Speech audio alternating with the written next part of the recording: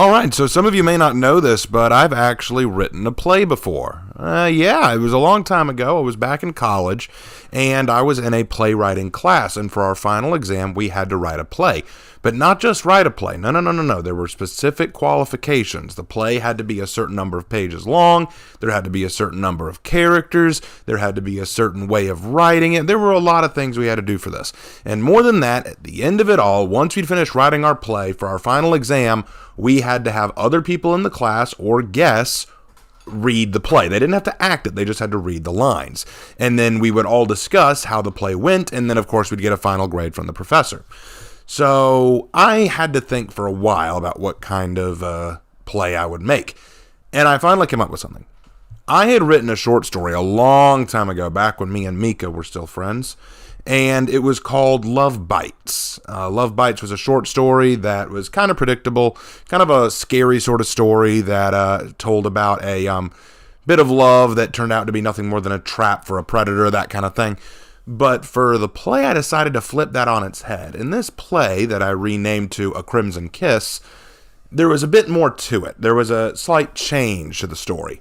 In this version of the play, the story follows a beautiful young debutante who is at a ball and is sort of, wandering everywhere around the ball, having a good time meeting some of the nobility.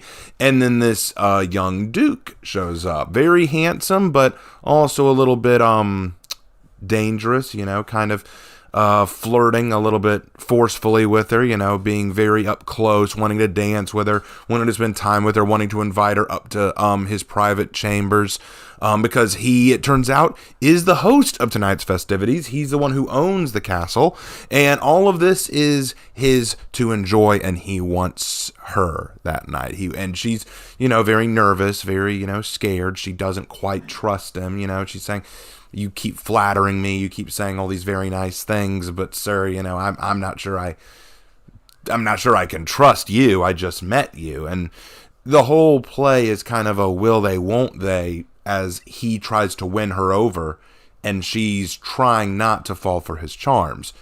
Near the end of the play, he finally manages to convince her to come with him to his room. And spoiler alert, as of right now, spoiler alert. But at the end of it all, suddenly the tables have turned, because it turns out he was not the predator. She was. The whole time she was a vampire.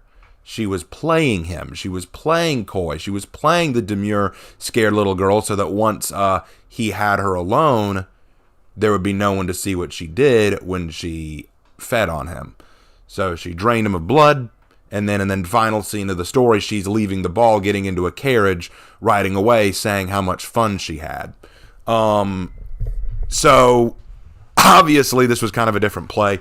And it's not available to read anywhere online. I didn't release it because it was just a play that I did for a project. The funny thing was, when I finished the story, I was very proud of it. Lark was very proud of it. In fact, I invited Lark to come and read some of the lines. And we had a young lady in the class play the girl, and someone else play a butler, and we had a few other roles in there as well. And I got to sit there, and they played out my play the whole way through. And I was very pleased with it. I thought it came out very well. But the funny thing was, a lot of the students didn't like it. They were saying that it felt rapey, that it felt inappropriate, that it felt kind of creepy. And I was like, well, yeah, it is creepy. That's the point. The guy is trying to win over this girl, and the idea is you're supposed to think he's the monster. You're supposed to think he's the vampire. You're supposed to think he's the one who's going to prey on her, so that when the tables flip, it's that much more shocking, because you don't expect her to be the one to do it. And Lark, he was there with me. Even he was kind of going, "Nah, I liked it." Not one student in the class said they liked it. They all said that they didn't like it. They wouldn't have given it an A. They thought it was too creepy, rapey, or what have you. It was, I was very disappointed. Luckily, though, the professor disagreed. He said while there were a few moments where the dialogue felt a little choppy, he said that it reminded him a lot of a Joss Whedon script, like a Joss Whedon piece, because of the twist, because of the way in which it built up, the kind of balancing of comedic versus serious tones.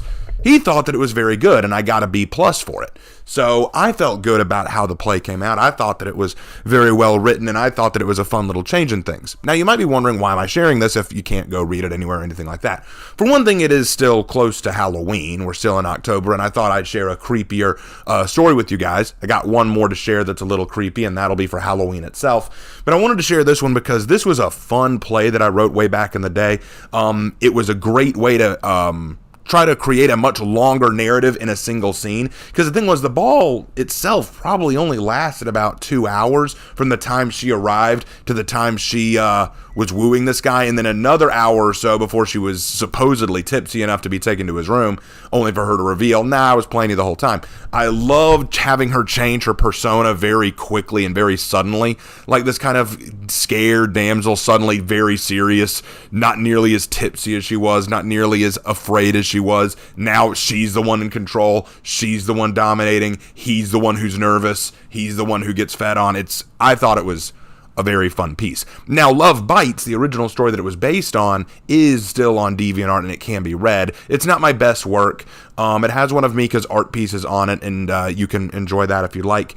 And in that story, it is exactly what it sounds like. The girl is the innocent victim of a vampire who uses her, and I thought that the play was a lot more well written. I thought that it was a much better twist, and I prefer doing it that way. A fun story, a fun little creative project that I did, and it got me a pretty good grade for my playwriting class. But here's the funny thing. This is the funniest part of the whole thing. Even though I thought that the play was good, and the rest of the class thought that the play was crap, when I heard the other plays, like the other pieces that these folks did, I was kind of like, and you called mine bad? I mean, most of them were just homoerotic porno pieces. One of them straight up had sexual descriptions. Like, one of them was very, very inappropriate. Like, it was a not safe for work play between a young man and a much younger man, let's put it that way. So to put it bluntly, my story about a vampire lulling a man into her arms and into her bite while playing the innocent damsel the whole way through with a big twist at the end, I thought that was well written compared to the actual homosexual porn that was given by at least 2 or 3 others. And then there was one play, like, oh, sorry, Lark is correcting me. There were 4, and I don't remember the 4th one, but he'll probably remind me later.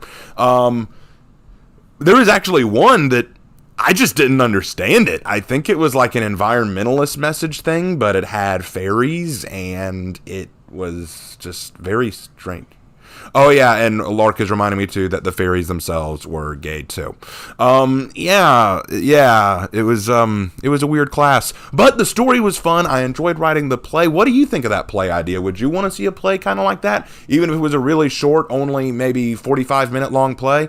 I thought it was very well done. I thought it was well written, and I enjoyed it. I acknowledge it has problems, but hey, that's what it was. So thank you guys so much for watching the story sharing time. I hope you enjoy it, and as always, I will see you in my next video. Take care.